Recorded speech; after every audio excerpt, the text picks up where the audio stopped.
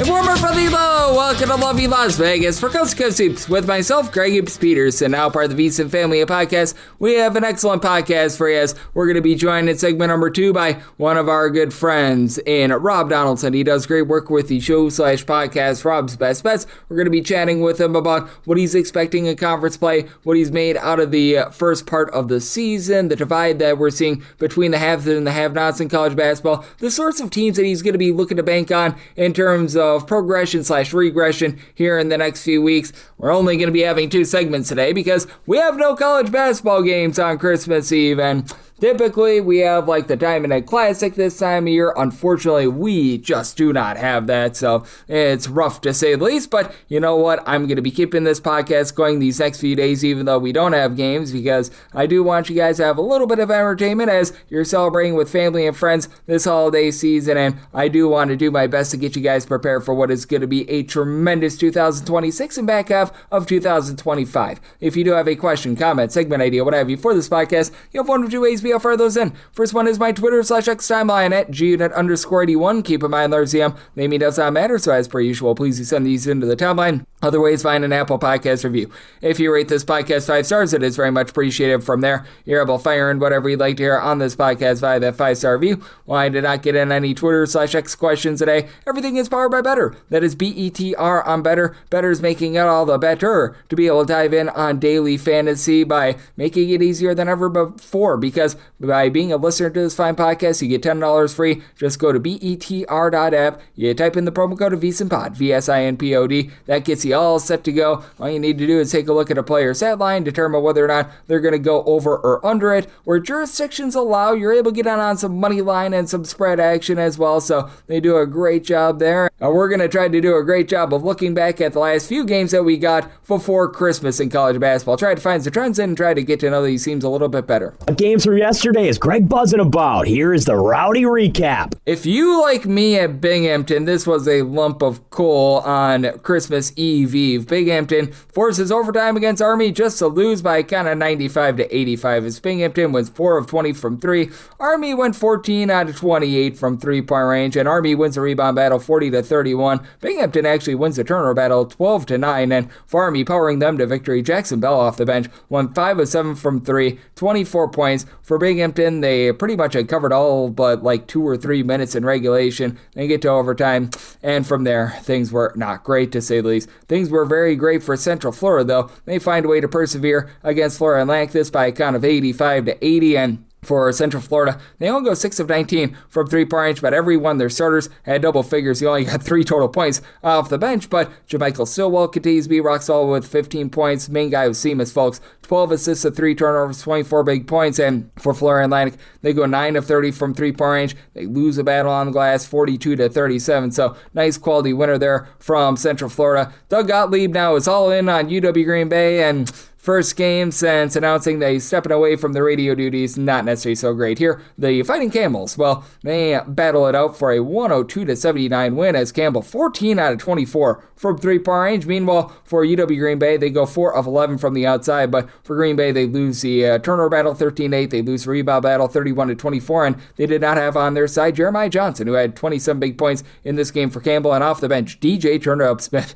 6 of 6 from 3-point range, so an absolute expose there. Kentucky, a nice scoring expose, but no cover. They were over 30-point favorites. They come nowhere near covering this game against Bellarmine. 99-85, the final is Kentucky 16 out of 30 from 3-point range, including Cam Williams off the bench, 8 of 10 from the outside, 26 points. Now for Bellarmine, 26 out of 30 at the free throw line. They went 7 of 19 from 3. They did a good job in terms of not getting completely blown off the boards, 29-26. Bellarmine, typically one of the worst rebounding teams in all of college basketball, and Jack Garzinski was able to supply 24 points. So quality cover out of them. For Grambling, a quality cover as well, 89-63. Ohio State, they get the job done. John Mobley was able to go 5 of 8 from 3-point range. He supplied 20 points. All the Ohio State starters starters had at least 12 points in this game. For Grambling, Antonio Munoz was able to get you the recovery. He had 19 points, and for Grambling, they do lose the rebound battle 31-23, but they did a relatively solid job on the turnover front. They do lose that battle, but 15-14, so that keeps them lively enough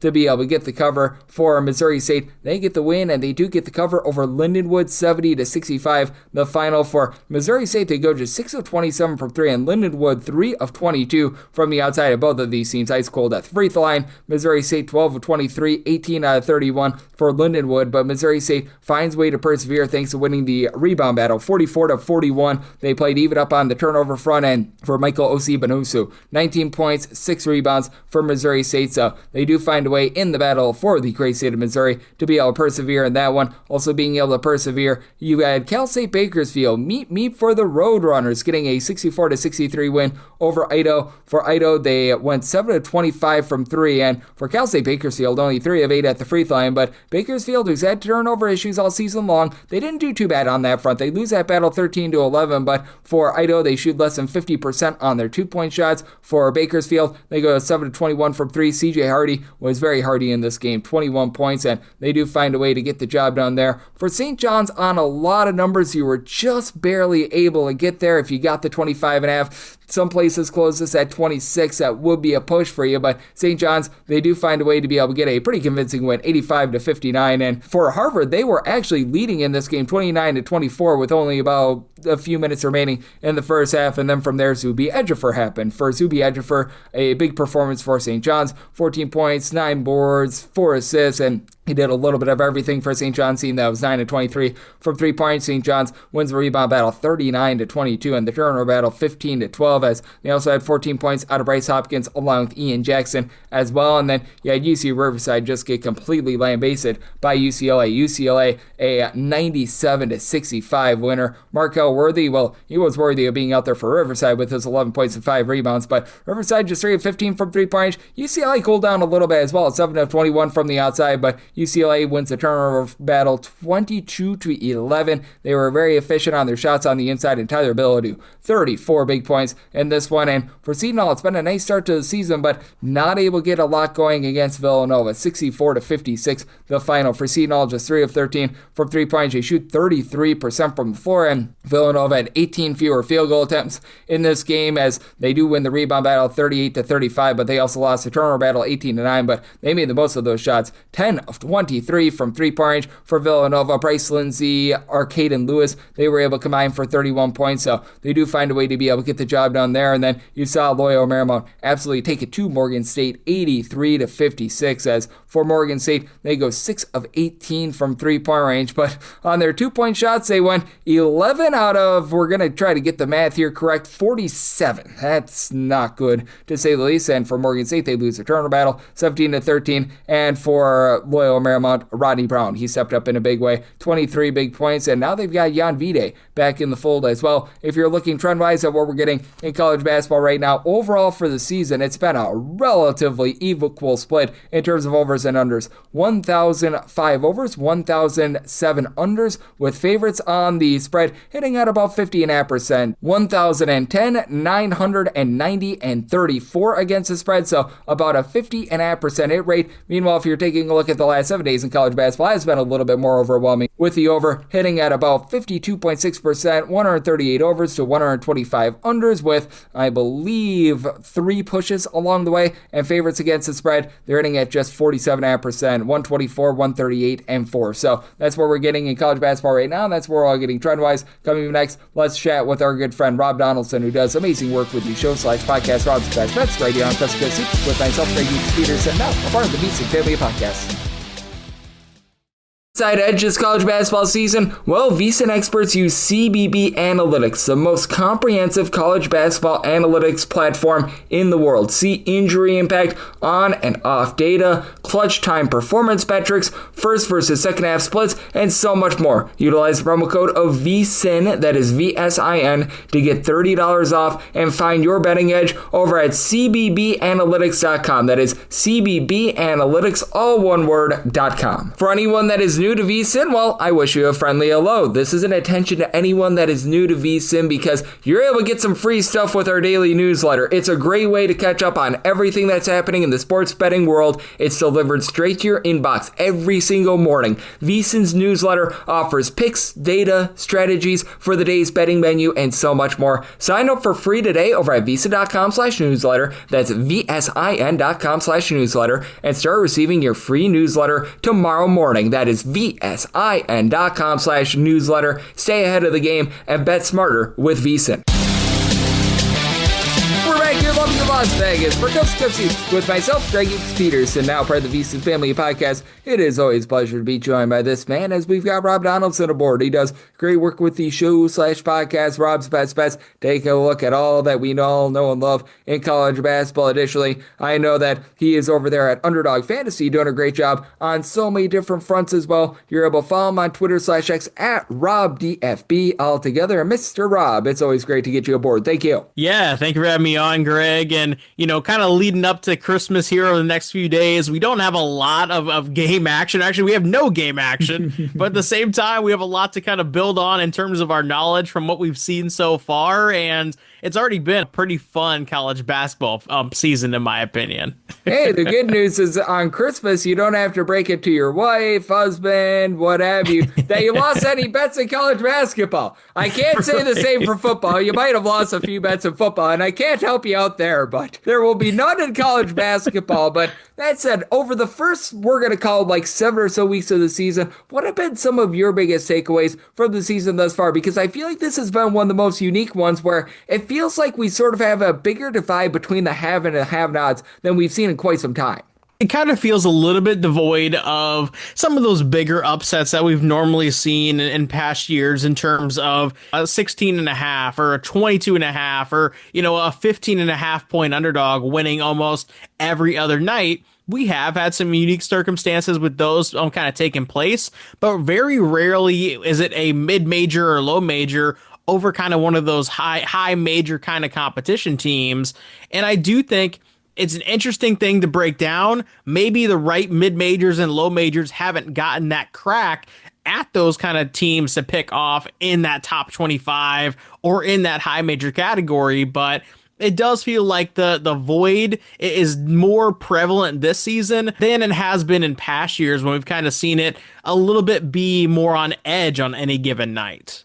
Yep, it certainly has been interesting. And have you had to adjust the way that you do take a look at favorites, or do you think that things are going to be ironing out a little bit more moving forward and we are going to be seeing a little bit more value on those underdogs? Yeah, I do think we're going to start seeing a lot more value in terms of the spread with a lot of these underdogs because, when you have teams like a Michigan where their average win margin is, 50, 60 points against some of these teams, well, you're going to see these types of lines like we saw against LaSalle the other night where it closes at 42.5. Spreads exist in sports betting for a very good reason. It's to almost kind of make it an even sort of, playing field on both sides of that line.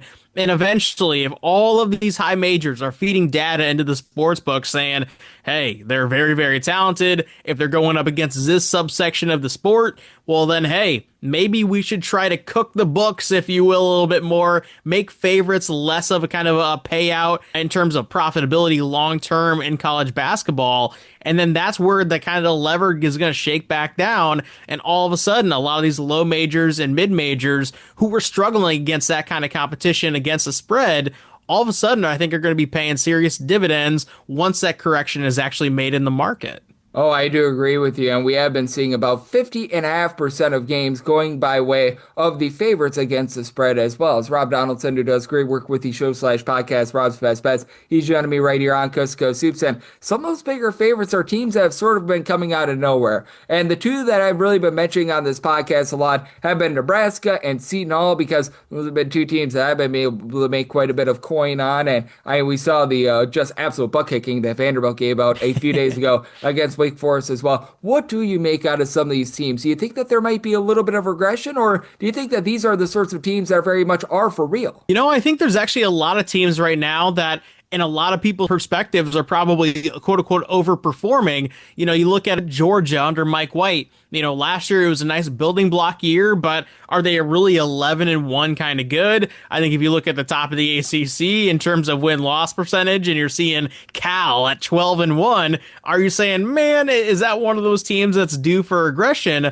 Well, I think it's also kind of something where I don't want to fall too hard on either side of the fence, because what we do know about Mark Madsen, for example, at Cal, is that he's been doing this for a very long time. He's built programs, he's built successful programs that have taken over their conferences, and the influx of talent into the ACC, the influx of really good head coaching talent into the ACC is something to be noted. And I think as these programs that are starting to actually take a shot at their NIL investment and finding the right guys in maybe year 2, year 3, year 4 in terms of their coaches, well, all of a sudden, I think we're going to start to see dividends being paid. And maybe those are some teams that are going to start seeing those dividends being paid. Now, I do have my personal feelings on a lot of different head coaches where I do think that maybe they're going a little bit above and beyond what they actually are supposed to be doing. But I don't feel a lot of conviction with a lot of these overperforming teams just saying, hey, I know that they're due for regression because that's been the past standard. I think the standard is changing in college basketball across the board for every single program right now. I'm right there with you, and I do think that these teams like Nebraska, like Seton Hall, that they are going to be mainstays. And what else I think is going to be mainstays is some of these disappointments not really being able to turn around. Now, I do think that Kentucky has been able to find their footing a little bit more. I'm actually feeling a little bit better about them right now, but I take a look at a team like Memphis where it just feels like it's a dumpster fire right now. It's probably not going to get a whole heck of a lot better, and I don't think that we're going to be seeing a lot of improvement with them, and I think that those are the bigger things to be taking note of, because I do think that there's a lot of people thinking, oh, when Memphis gets into the American Conference play and things like that, they're going to be one of those candidates to be able to turn it around, and I don't think that that's going to be the case for a lot of these teams. Yeah, and I think even one of the more kind of telling conferences to look at in terms of just the new landscape that we're in college basketball, you look at the Drake basketball program. I'm somebody that lives out here in Iowa, and I've been following Drake in Northern Iowa and Iowa State for a number of different years. And what I can tell you is coaching turnover, the way that Drake has handled it, from Nico Medved to Darian DeVries to Ben McCollum, and now bringing in Henderson from South Dakota State, it's incredible that the coaching carousel that they've been able to maintain. But eventually, that impressive streak in the new landscape of college basketball, where not only are your coaches getting picked off and offered jobs at higher leagues, but so is your entire roster. The continuity doesn't just stay, from a coach to coach like it used to do. It's going to be a whole new look roster. And I think what we're kind of seeing as Drake being a poster boy in a very, kind of vacuum-esque league in the Missouri Valley Conference is that sometimes that sort of change year over year is going to punch you in the mouth. Indiana State, the last 2 years, in kind of the wake of the Josh Schertz crazy success stories with Robbie Avila and company, having those great Indiana State Sycamore teams in the same conference, we're starting to see what that actually can be in the wake of losing your entire roster, losing a successful head coach. How do you fill that void?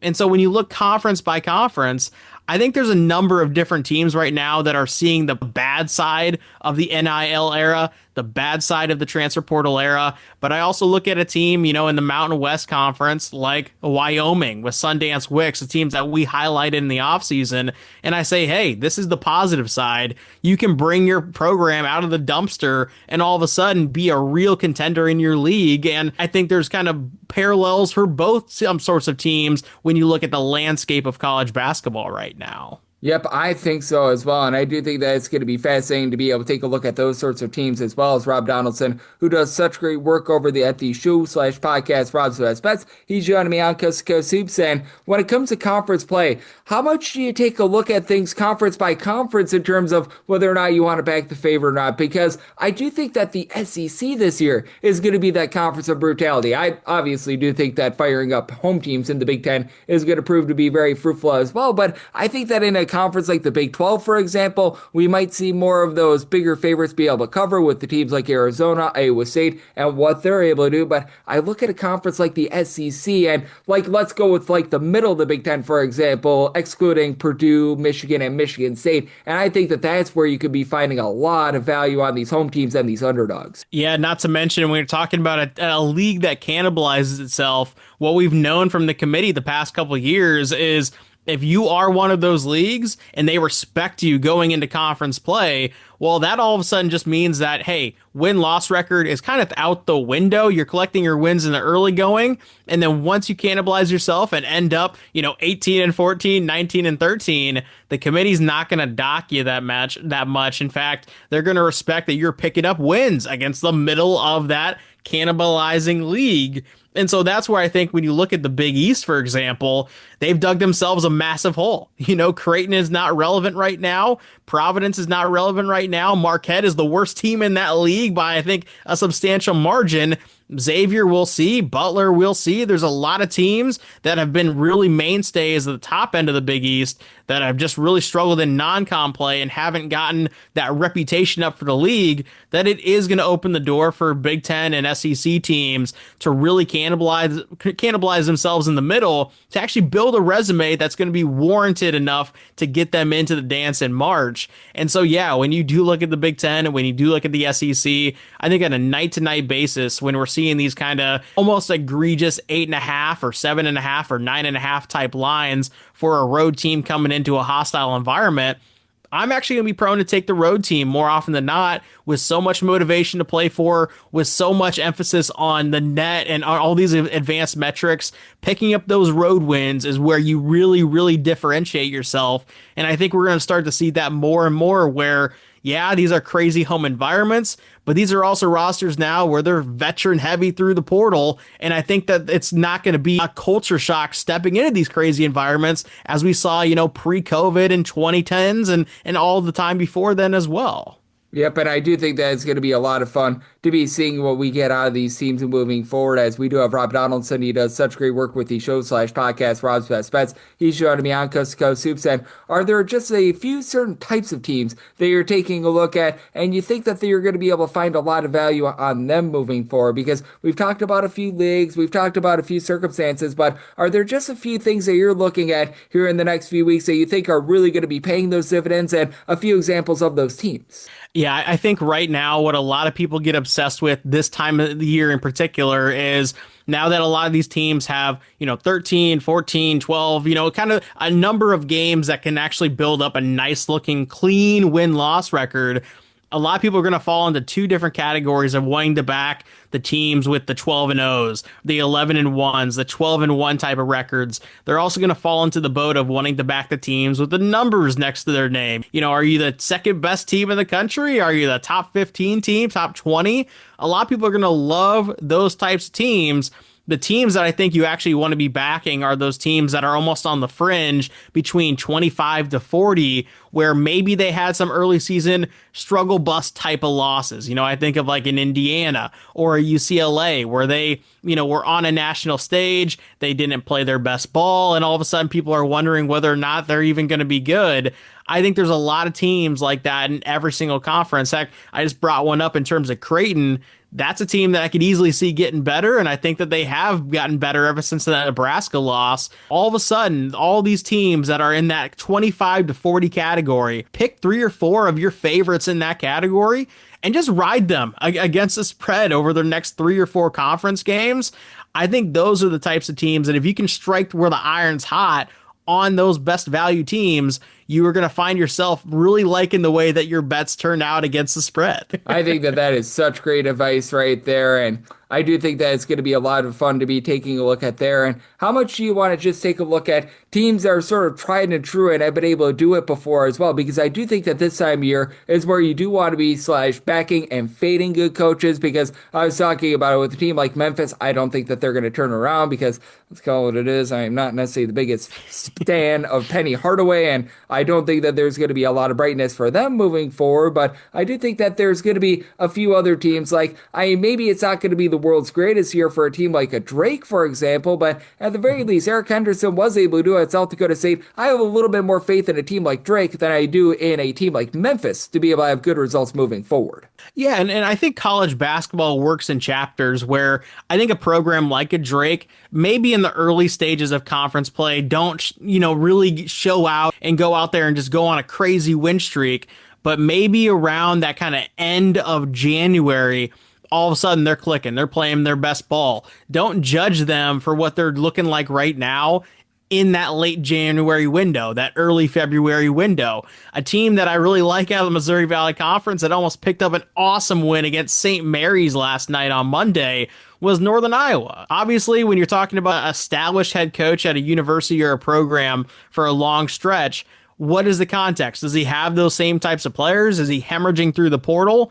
Well, Jacobson over at Northern Iowa has retained pretty much everybody outside of just graduation pieces and some players here and there that have kind of done lateral moves out of playing time constraints. And I think when you're talking about a team or a league rather that's wide open, look for those established head coaches to try and fill the void. I think of even like in the Big South Conference, High Point being that, banner team over the last few years, that's only been the last few years. And now Alan Huss is out the paint. Who knows who fills that gap? But I can pinpoint the Winthrop Eagles and Mark Prosser and say, they were right there to take the crown last year. What happens when we have these changes in coaches, changes in programs to loosen that top spot? Who potentially can fill the gap? I look at Winthrop in the Big South. I look at Northern Iowa in the Missouri Valley Conference. I look at a team like a Montana State in the Big Sky with all of this kind of dysfunction with Eastern Washington, who's been a mainstay over the years as well. And all of a sudden, every single one of these leagues, because of the coaching carousels, because of the transfer portal, it's opening up a lot of those top ends of these kind of mid-major and low-major leagues. And again, I think that's where you find your best value when you're talking about betting on college basketball here. Oh, absolutely. And we always find our best value with regards to great guests when we get you aboard, Rob, because you're doing such an excellent job. Take a look at this amazing game of college basketball. Regular season, off season, holidays or not, you're busting it and you're doing a great job of being able to find these edges. So let the good people at home know it's all on tap for you and how people can follow along on social media and other platforms. Well, hey, Greg, I love talking college hoops with you, my man. And, for those who are wanting to follow my bets on a night-to-night basis, once we actually have games back in our lives, you can do so on my Twitter/X feed at RobDFB and also on my YouTube channel, which is just my name, Rob Donaldson. But as always, Greg, I appreciate having me on, man. It is always great to be able to get Rob aboard every single time he joins me. He lends such great insights. He is hard at work getting set for what we're going to be getting after this Christmas and going into the new year as well. We're going to have a few games coming up on Sunday and Monday. He's going to be set on all those, and every single time he joins me, he lends such great insights. So big thanks to Rob for joining me out because Soup's now part of the VSiN Family Podcast. Fortunately, this is the end of the podcast because we don't have any games that are going to be going down on Christmas Eve or Christmas Day. But if you do like your from this 5 podcast, because Soups, you're able to subscribe wherever your podcasts, Apple Podcasts, Google Play, Spotify, Stitcher, and TuneIn. If you have a question, comment, segment idea, what have you for this podcast, you do have one of two ways we fire those in. First one is my Twitter/X timeline at gunit_D1. Keep in mind, letters EM, they mean does not matter. So as per usual, please do send these into the timeline. And the other way is find an Apple Podcast review. If you rate this podcast 5 stars, it is very much appreciated. From there, you're able to fire in whatever you'd like to hear on this podcast via that 5-star review. Fortunately, we had no games today, and we won't be having any the next few days, but I will still be keeping this podcast running. We have not missed a day since the beginning of the 2019-20 season, so I do my best to be able to get you guys prepared. I'll give you guys a little bit of a story on how I got into sports betting for Christmas, so you'll be getting that. We'll be taking a look forward to what we're going to be getting in conference play the next few days, and then once we get the games back towards back half of this week and the next week, you're getting picks and analysis on every game every day. So appreciate you tuning in today, and I'll be back with you once again tomorrow. Thank you.